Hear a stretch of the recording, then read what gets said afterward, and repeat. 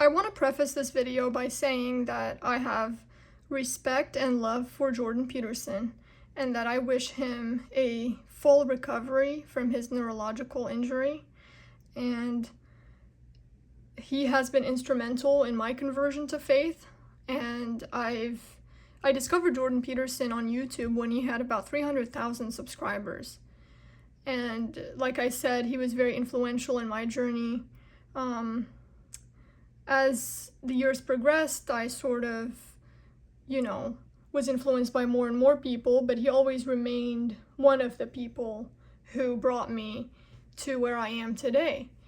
Over the past few weeks, I've started to have some thoughts and opinions about Jordan Peterson's stance on, or lack thereof, on the genocide in Gaza and his silence on it. And I used to justify it by saying, well, he doesn't want to speak on every issue because he doesn't want to meddle into every political issue.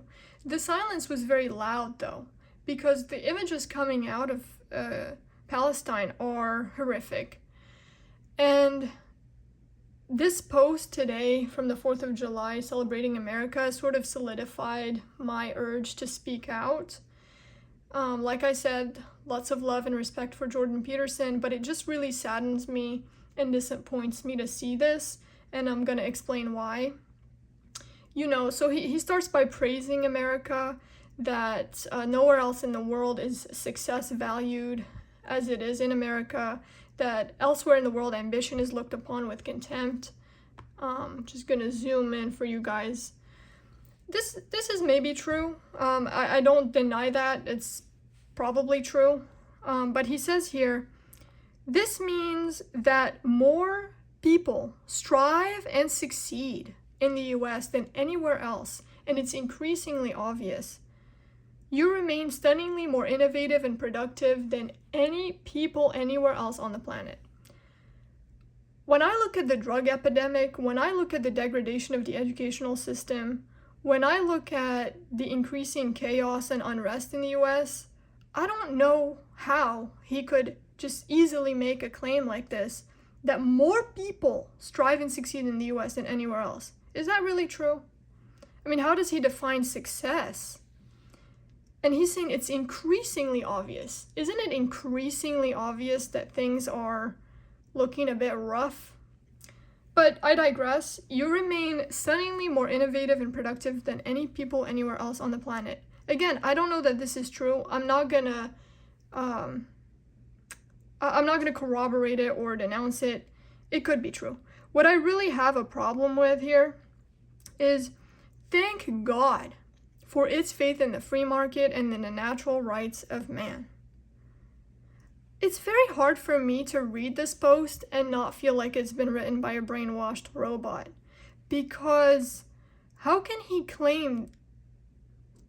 thank God for America's faith in the natural rights of man when they are literally supporting a genocide abroad? And the reason it disappoints me from Jordan Peterson is because he is one of the proponents of Jungian thought. And I just think if you know anything about Jung, and like Jung 101, is you don't project your shadow onto another people or another man, but rather you look at the evil in your own self and you try to deal with that. And so for him to support a country that supports genocide by projecting evil onto another people, it just makes me think, has he read any Jung? And then he says here, this is even more appalling, long may your admirable country dominate the world. What does that mean? What does that mean? Dominate the world. Long may your freedom and hope provide an example to those suffering everywhere at the hands of their malevolent states. So he sees the United States as this, as he says here, the light of the world that will bring freedom to others. Aren't we past the Middle Ages form of thinking where you think you hold the absolute truth and you perpetuate an inquisition on others, killing hundreds of thousands, millions of people because you claim to have the truth and they don't. So they're no longer human beings, they're just parasites to be eliminated. Your country is the light of the world and the city on the hill. Isn't the light of the world the light of Christ in every human's heart, whether they be Christian or not? Isn't every human being made in the image of God?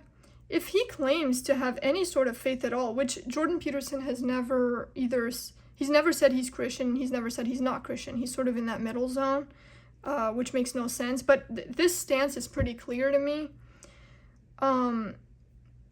This is worrisome to me because you see it with Michael Knowles, you see it with Dave Rubin, you see it with Jordan Peterson.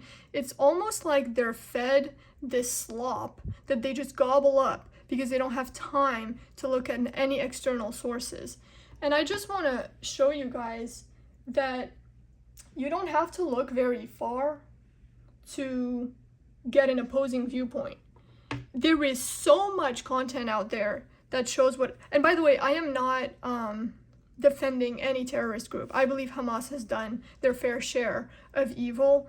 That's not what I'm talking about. I'm talking about the prolonged, decades-long occupation and genocide in Gaza, where children 4, 5, 9, 10 years old are being amputated and maimed, okay? So if you just watch a documentary like this, if you just read a book like this, your stance changes. So it makes me wonder, what information is Jordan Peterson getting and from who?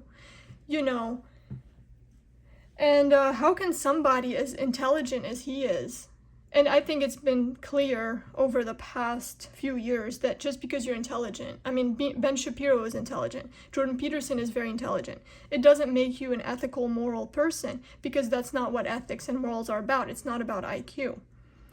And so, anyway, all this to say that I'm just really very saddened to see Jordan Peterson have such lack of nuance in his thinking, to say that, America is this paragon of light and freedom in the world, which is totally untrue. They're increasingly enslaved to their state and, perpetuating all sorts of evil upon innocent people around the world. And anyway, this sort of black and white thinking, we're the good guys, they're the bad guys, because they're Muslim and different. I mean, very disappointing from somebody who claims to promote Jungian thought. And let me know what you guys think. I've just been really disappointed. Again, I believe he lives in a bubble. I think he lives in an echo chamber. I think the algorithms are very powerful. I think when you are, these big tech companies collect so much data on you and you're online all the time, they can tweak and, personalize the content to such an extent that you think that opinions that you have are yours and they're really not. They've been fed to you. And I realized that when I did 3 30-month fasts, probably 4 fasts from YouTube and any other social media. So meaning I was on 0 social media for 4 months. And when you do that, the algorithm doesn't know who you are anymore, so it doesn't know what to serve you anymore. And you realize, oh my gosh, look at all the trash that I've been fed for so long. And a lot of opinions that I thought I had, they were not actually mine.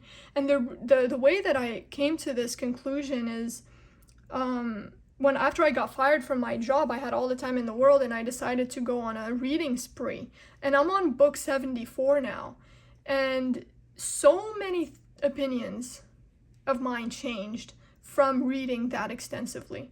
And so when I see big influencers like Peterson and Dave Rubin and Michael Knowles spew, sorry to say, bullshit, it makes me very worried for the state of the world. And so let me know what you guys think. I'm disappointed. Again, I have love and respect for Jordan Peterson. I wish him a full recovery. But to see him say something so... It seems like it wasn't written by him. It seems like it was written by a robot and he just pressed send, and it just sounds like propagandistic and like not educated at all. So that's all.